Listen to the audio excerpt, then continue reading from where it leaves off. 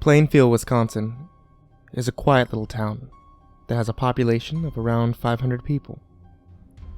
The town really just consists of a few local businesses, a police station, and several residential homes. The town has 4 roads that run through it. These 4 roads all meet in the middle of the town.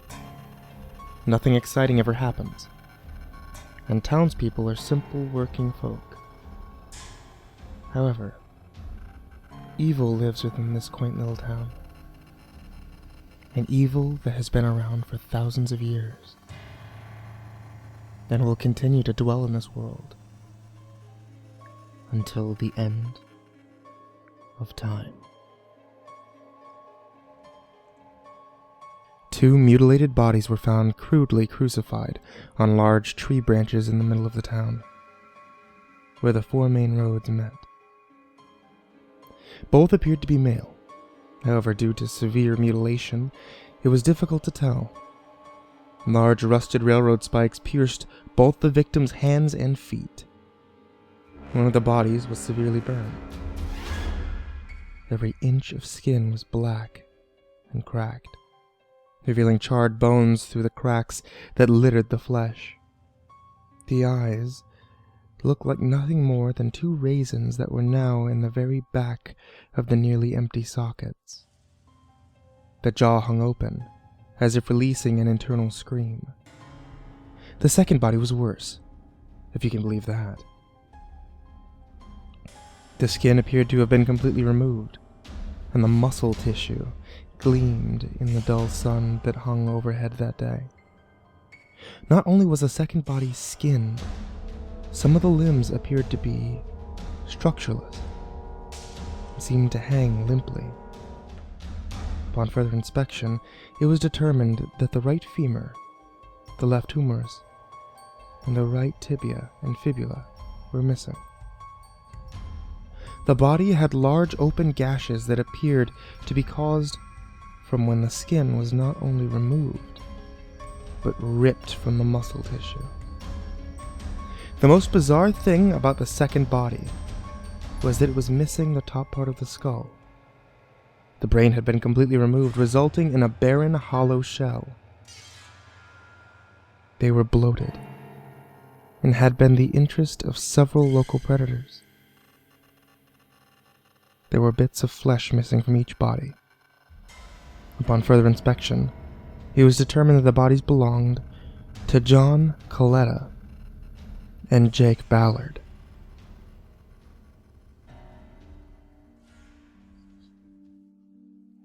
I can't believe they're actually gone, Joshua whispered to Roberto as they sat quietly in the pews of the funeral home.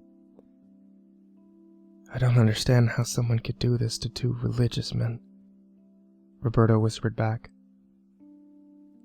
Do you know what happened to them? Joshua asked in a low voice.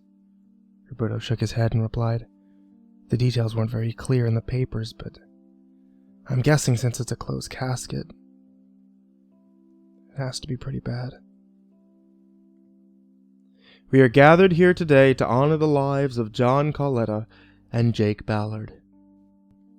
They were God-fearing young men, and were taken from this world too soon, the priest recited from the podium. Joshua and Roberto ended their conversation and sat quietly throughout the service. The priest continued to babble on, and Joshua couldn't help but wonder, what happened to them in the quiet neighboring town of Plainfield? The service continued with the priest reading several biblical scriptures, and friends and family reminiscing about the good memories they had of Jake and John.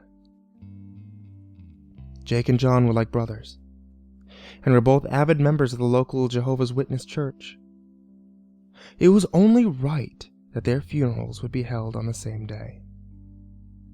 Joshua and Roberto slowly shuffled out of the church with a few tears escaping their eyes, only to be quickly wiped away. Jake and John's parents were standing at the door of the funeral home, thanking everyone for coming to show their respect for their boys. Joshua and Roberto moved to hug the people who had been like second and third mothers to them. "I'm so sorry for your loss," Joshua said as he embraced each of them. Roberto responded with similar answers. I'm sorry if this sounds inappropriate, Roberto said quietly, but do you know what happened to them? He continued. John's mother gripped Roberto's arms as tears poured down her face. The cops didn't want to disclose all the details to us. They didn't think we could handle what truly happened. She trailed off for a few seconds before grabbing both Joshua's and Roberto's arms and pulled them in close. You have to find out what happened. They would want the truth to be heard. I can't go on with life without knowing what really happened to my boy. I need closure, regardless of how terrible the details are. She released her grip and buried her face into her husband's chest. Joshua and Roberto slowly walked out to their cars. Roberto leaned against the rear panel of his car and stared at the ground for a few minutes. So, we're going to Plainfield then? He asked as he looked up to meet Joshua's eyes. Looks that way. I have to give their mothers some closure, and call me paranoid, but something just isn't right about all this, Joshua replied as he pulled his keys out of his pocket. Let's go home and rest up. We'll head out in the morning. Plainfield is at least a 4-hour drive from Minneapolis. Roberto looked at Joshua, waiting for him to agree. Sounds like a good plan to me. We should probably take an overnight bag. We might have to stay in Plainfield for a few days to get all the answers that we need. We could take my car. Gets better gas mileage. I be at your place around 7:30 a.m., Joshua offered. Sounds fair. Less wear and tear on my ride. Roberto cracked a smile. Joshua grinned back and shook his head. They both got into their cars and headed home. The next morning, Joshua woke up after a long night of tossing and turning and restlessness. He called Roberto at 5 a.m. to let him know that he was on his way, and he wanted to make sure that he was awake. Roberto was sitting on the front porch of the duplex that he lived in when Joshua pulled into the driveway. Roberto shuffled sleepily to the car, threw his bag in the back seat, and flopped down into the passenger seat. Didn't sleep well? Joshua asked. No, I couldn't sleep. I just kept replaying the funeral over and over in my head. I can't believe that Jake and John are gone. It all feels like a dream. I keep thinking I'm going to get a text or call from them, and Roberto said after he let out a long, overly drawn yawn. I understand. I couldn't sleep either, Joshua replied, as he started the car and headed towards Interstate 94. So, what's the game plan when we get there? Joshua asked eagerly. I think the first course of action should be to stop at a gas station, and I need a Red Bull, coffee, or something that's high in caffeine content, Roberto said, grinning. Joshua rolled his eyes. Okay, 1 pit stop, then we need to get on the road. After stopping at the nearest gas station, they went back on track and had Plainsville, Wisconsin as their GPS destination. I think we should talk to the police first, and then ask the residents if they know any details, Roberto said as he sipped on his Red Bull. Do you really think the police are going to just hand over the report of 2 murders that happened in that quiet little town? Joshua asked with raised brow. Well, it never hurts to ask. I know you're a planner, but I think we should feel it out when we get there, Roberto replied smugly. Joshua scoffed. Well, we need to be careful. There's obviously still a murderer that's lurking around Plainsville, so don't do anything stupid. Roberto laughed howlily and turned the radio on. So what were John and Jake actually doing in Plainsville? Roberto asked. You know how Jehovah's Witnesses are. They like to spread the word. They were just going door to door trying to gain some new witnesses. But they must have knocked on the wrong door. Joshua trailed off and focused on the road. They rode the rest of the 4 hours in a nervous silence. They were not sure what or who they would meet, even though Joshua knew he wanted to know the truth of what really happened to two of his best friends. Another part of him would rather live in ignorance. Roberto had his hat pulled down over his eyes and had been snoozing for most of the drive. "Only 20 more minutes," Joshua said rather loudly. Roberto sat up and yawned and sleepily met Joshua's eyes with his brow furrowed. Joshua chuckled and playfully slapped Roberto on the back. Plainfield isn't much of a town. It's very rural and has a gas station, a post office, a small police station, and that's about it. "You know, I think we should talk to the residents and then the police," Roberto said through another yawn. Joshua looked at him and nodded in agreement. "Well, let's just drive and stop at the first house we see then," Joshua said as his eyes busily scanned the sparse land that was somehow considered a town. The first house they came across was a half-mile from the gas station. Joshua parked the car and they both got out and stretched. Joshua advanced to the door, while Roberto trailed behind him and knocked. A small lady who looked to be at least 90 cracked the door open and looked at them blankly, and then furrowed her brow.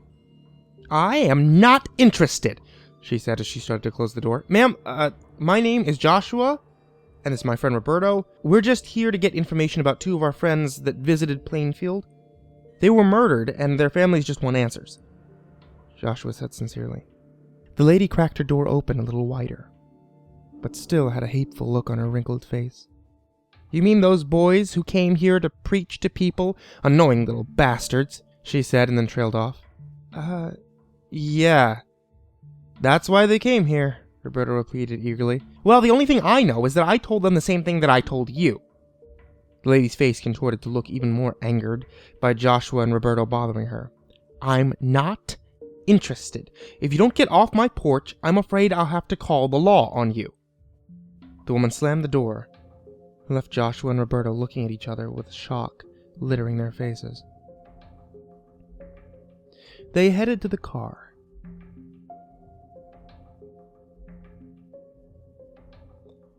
They got into the car, their heads shaking in disbelief in the attitude of the elderly woman that they had just encountered. "Hey, could you believe that old hag?" Roberto spat hatefully. "She's just an old crotchety woman, Roberto," Joshua said quietly. Joshua pulled the car away and got back on the remote road to look for another house. The next 5 houses in town resulted in no one even bothering to come to their doors, even though there were vehicles outside of the houses. They decided to drive down the rural interstate to find any other houses, as the town didn't offer too many options. The next was the worst experience of the day. Joshua knocked on the old worn door and was surprised when he heard someone jingling the handle to open it. Joshua was just about to explain why they were there, but stepped back as a long black shotgun barrel tapped his nose. He bumped into Roberto and almost knocked them down. A raspy, higher-pitched voice escaped from the door. "If you don't get off my property right now, I'm going to put both of you out of your misery like 2 rabid dogs." Joshua and Roberto ran back to the car and sped out of the driveway, throwing a little bit of gravel as Joshua slammed his foot into the accelerator. "What the hell was with that guy?" Roberto asked through heavy breaths. "I don't know, but I think we should go see the police.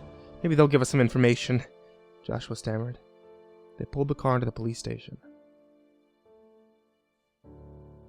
and just sat in the car for a few minutes to compose themselves after having a gun barrel poked into their faces. They entered the building, and it looked even smaller than it looked from the outside. It reminded Joshua of the police stations that you often see in old westerns. There was a desk with a switchboard phone, and a large bear of a man sitting in the chair. The man had his hat over his eyes, and his dirty boots propped on the desk. Behind the sleeping officer, there were 2 holding cells and a narrow hallway that seemed to lead to an additional room. "Excuse me, sir," Roberto said meekly. The man awoke with a start and nearly tipped over in his chair. He composed himself and looked at Joshua and Roberto, hatefully and stiffly stood up. He made his way over to them. "You should never startle a sleeping man that's armed," he said through a yawn. He stopped a few feet in front of them and cleared his throat.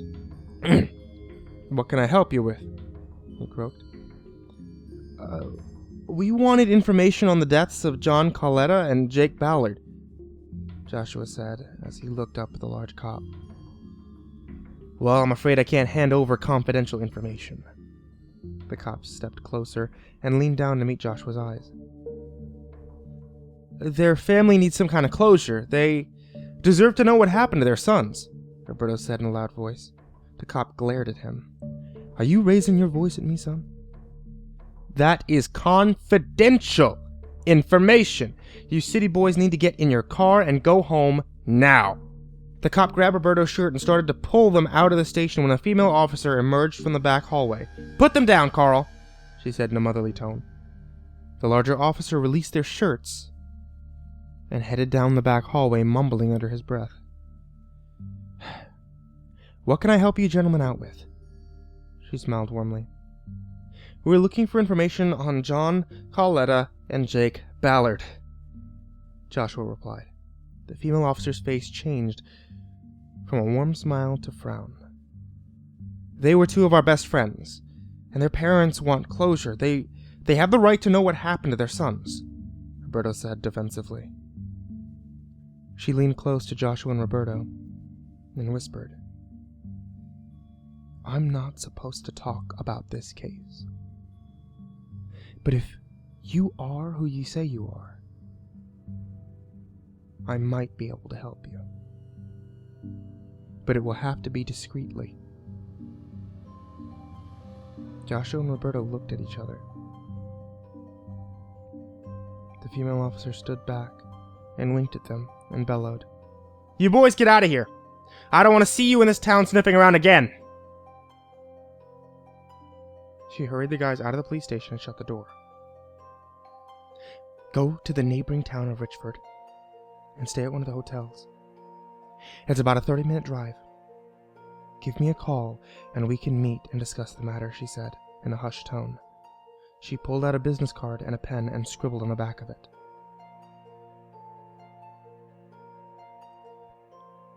The name on the card read Sheriff's Deputy, Bethany Latini. Joshua and Roberto got in their car and headed to the rural interstate to go to Richford. Do you think this cop is actually going to help us? Joshua asked. Roberto was gazing out the window. I'm not sure, but we don't have any other leads. Roberto noticed a house that he didn't see when they were going door to door earlier in the day. It had a long gravel drive that led up to a large farmhouse with a barn standing behind it. Do you remember seeing that house? Roberto asked as he turned to Joshua.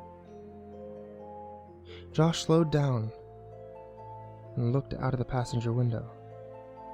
No. I don't think so, Joshua said as he glanced from the road to the house and then back to the road. Maybe we should check up on it, Roberto said. He stared at the strange, seemingly phantom house.